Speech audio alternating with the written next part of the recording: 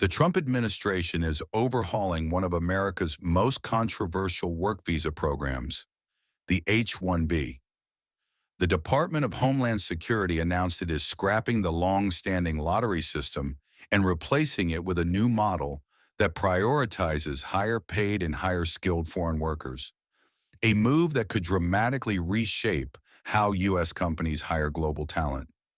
For decades, H-1B visas have been awarded through a random lottery, with demand far outstripping supply. But federal officials say the system has been abused. According to U.S. Citizenship and Immigration Services, the lottery was exploited by employers seeking to import lower-wage foreign labor, undercutting American workers. Under the new rule, visas will no longer be selected at random.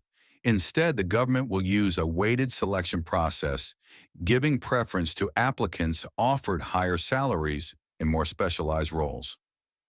USCIS says the goal is clear: reward skill, experience, and higher pay, not volume hiring.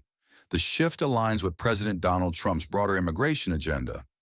Earlier this year, Trump imposed a $100,000 annual fee per H-1B visa, a move now facing legal challenges.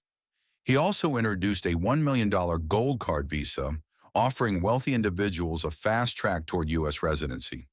Together, the policies aim to reshape legal immigration around economic value. Last year, Amazon received more than 10,000 H-1B visas, making it the largest recipient, followed by Tata Consultancy Services, Microsoft, Apple, and Google. California remains the biggest hub for H-1B workers nationwide. Critics argue that many of these visas go to entry-level roles, allowing companies to legally suppress wages by classifying jobs at lower skill tiers.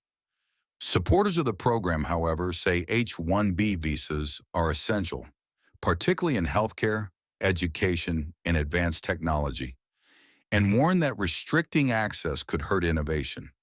The new system is set to take effect February 27, 2026, ahead of the next H-1B cap registration season. With only 85,000 new H-1B visas issued each year, the stakes are high. And with this overhaul, the message from Washington is unmistakable: higher pay, higher skill, or no visa at all. Abused visa systems in our current immigration system has been the H-1B non-immigrant visa program. This is supposed to allow highly skilled laborers who work in fields that Americans don't work in to come into the United States of America. What this proclamation will do is raise the fee that companies pay to sponsor H-1B applicants to $100,000. This will ensure that the people they're bringing in are actually very highly skilled and that they're not replaceable by American workers. So it'll protect American workers, but ensure that companies have a pathway to hire truly extraordinary people and bring them to the United States to work. We need workers. We need workers. We need great workers. And this pretty much ensures that that's what's going to happen. I think, Sean, do you agree with that? Well, they're $100,000 per year.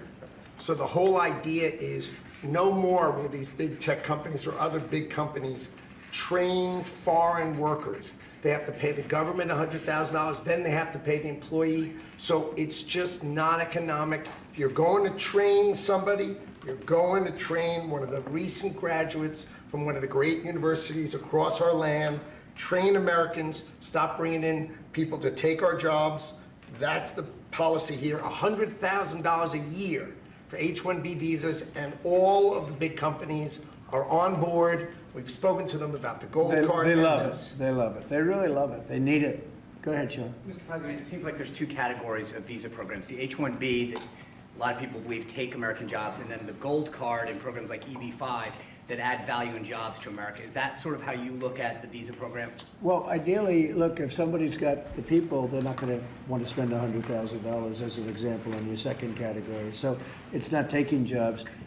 And we need certain jobs. We need certain skilled jobs that we don't have. But they won't be taking jobs because, you know, ideally the people aren't going to want to. They're not going to investing in America and creating right, jobs. right. So that's why I'm asking. They're really investing. It seems like in you have two categories. One, Secretary Lutnick's the gold card and EB-5 that create jobs, add investment, and then there's other ones that seem to take you know, whether it's a J1, an O, or an H-1B that take US jobs. Yeah, it's pretty correct. I mean, I would say that's a correct assessment.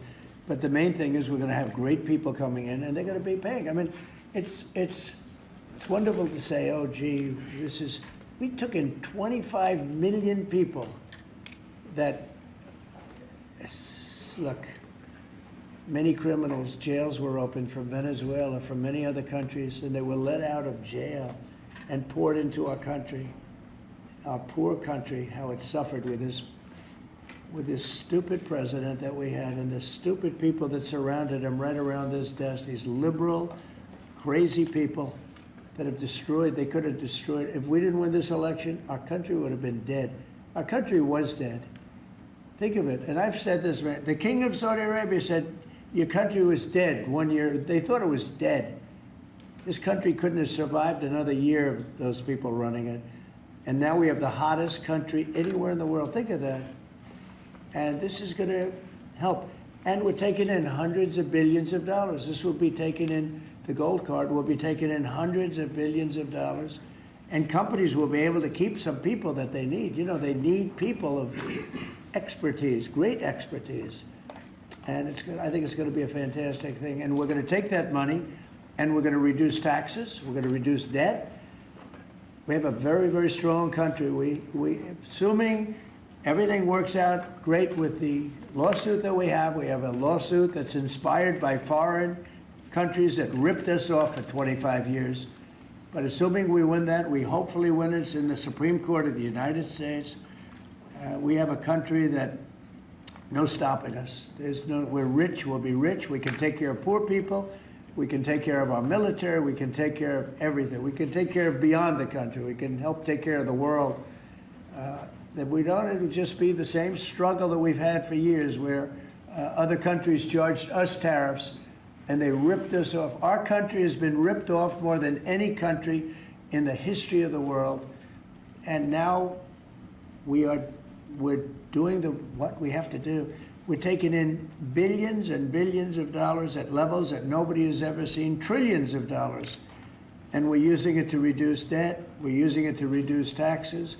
The great big beautiful bill is a big tax reduction. It's being paid for by the tariffs, and people are paying a lot less money in taxes. They're being, think of it, no tax on tips, no tax on Social Security, no tax on overtime.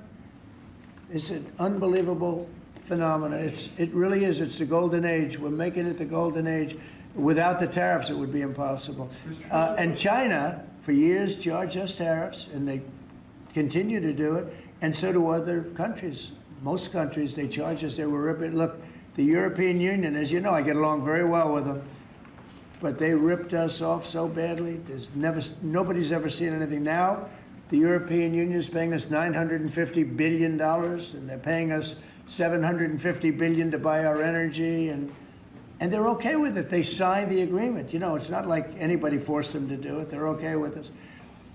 Tariffs are making our country very rich again, and we'll be able to take care of our debt. We'll be able to take care of our taxes, lower taxes. We'll be able to take care of Medicare, Medicaid, Social Security. We're going to be a rich country again. Without tariffs, we'd be in very big trouble. Mr. President, do you still want Europe to pay 100% tariffs on China? Excuse me. H-1Bs are sometimes used by people already in the country legally on other visas or student visas. Does this apply to them or to renewals, or does it only apply to people applying for the first time from abroad? Renewals, first times, the company needs to decide, is the person valuable enough to have a $100,000 a year payment to the government, or they should head home and they should go hire an American. The whole idea, it's annual, and it's for total, it can be a total of 6 years. So $100,000 a year, so either the person is very valuable to the company and America, or they're going to depart and the company's going to hire an American, and that's the point of immigration. Hire Americans and make sure the people coming in are the top people. Stop the nonsense of letting people just come into this country on these visas that were given away for free. President is crystal clear, valuable people, only for America, stop the nonsense. And remember, the country- That's just a fee, right? It's Yeah. Fee fair. to America. The country would rather not have to pay $100,000, but and they'd rather, how do you do that? You hire Americans. So there's an incentive to hire American.